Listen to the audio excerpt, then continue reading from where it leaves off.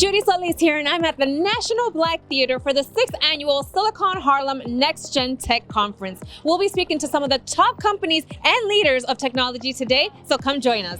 This is our 6th annual Next Gen Tech Conference. Basically, it's shorthand for the 4th Industrial Revolution.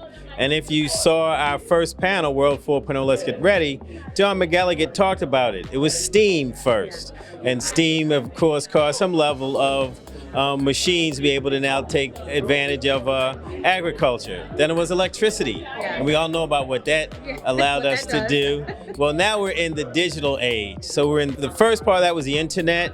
We're in the second part of it. So then that's virtual reality, augmented reality, it's automation, and driven by these technologies like artificial intelligence and machine learning. So we're at this point where machines will start to be able to do things that historically human beings had done, and we want to make sure that rather than be left behind, he talked about the have-nevers, well, we want to be the have-always who took full advantage of this transformation. One of the great minds in this room, one of the great people I've ever met, Mr. Oasis. Well, in the future, you're going to see that we won't be talking about the same things. That's the good news. We'll be unleashing new innovations, space travel. We'll be able to have these sort of flying cars and autonomous cars and things that we only see in movies right now will all come down to better outcomes for us as human beings. Our health will become better, so we'll live longer. There's just great things that are coming out of this 4th Industrial Revolution. Here's the good news. The 5th Industrial Revolution is going to be a return to humanity, a return to the human being. So we're right now just working on machines and robots and artificial intelligence to make our life better. And one of the things we have in technology is called computational thinking. Computational thinking is a fancy word for saying, let's solve a problem. So we had kids in our programs that have talked to us about having learned computational thinking through our programs, going into their families and saying, guess what? I use computational thinking to solve some of the problems in my own family. So you're making a great point about how does this impact families. It's not only from a social perspective, but think about this, broadband, right? Broadband's part of the technology, impacts the whole household. If you go from zero broadband to just broadband as defined by the FCC, which is essentially slow, it increases the household income by $500 a month. That's transformative for some households. So this is why this is so important that everyone in the house knows about this. Challenge that Silicon Harlem has taken on in the past, and others, City of New York also. But I think the other challenge is making sure that people who have experienced a digital divide don't experience that in the future. That's really our biggest challenge.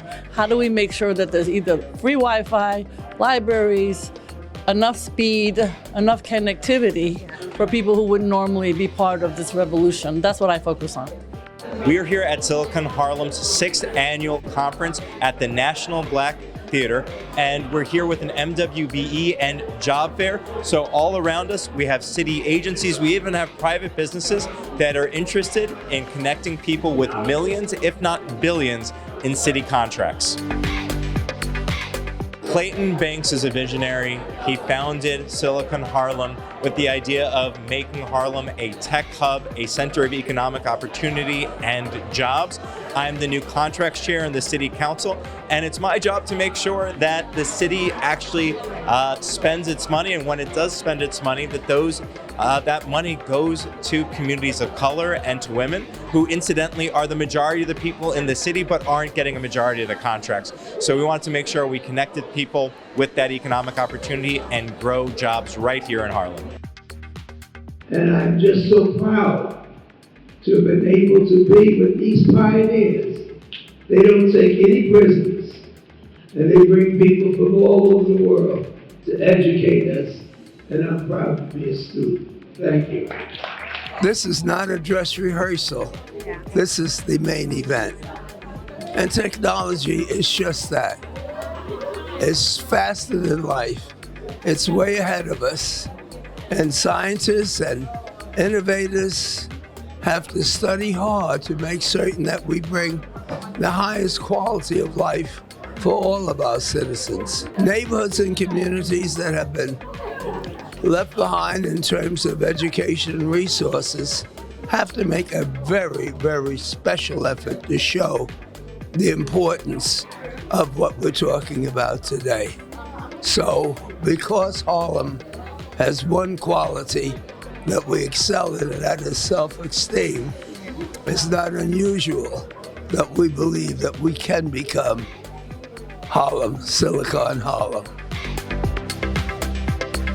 Innovation is happening so fast. In the US, we have a situation where people could be easily left behind. Right. And since my focus is Africa, I definitely know that that transition won't always work as well, either in third world countries or emerging markets. So I'm super excited to always be at events like this that has inclusiveness, and it also is having community leaders that come out and say, hey, we're involved, we'll do as much as we can if you guys are willing to help us get it done. From the very beginning, I believed in their idea. I thought it was a good idea. And of course, I'm kind of a dinosaur. But I believed in the idea because young people have to be competitive in the world. And so making Silicon Harlem available for technology to be available to them in their own community. This is our community. So this Silicon Harlem must be so close to you as well. And luckily for Bruce and Clayton, you did mention to thank them, right? So we all should thank them for such a great event. Everyone should thank them for having this, hosting this, bringing us together. And this room should be so filled they can't hardly accommodate.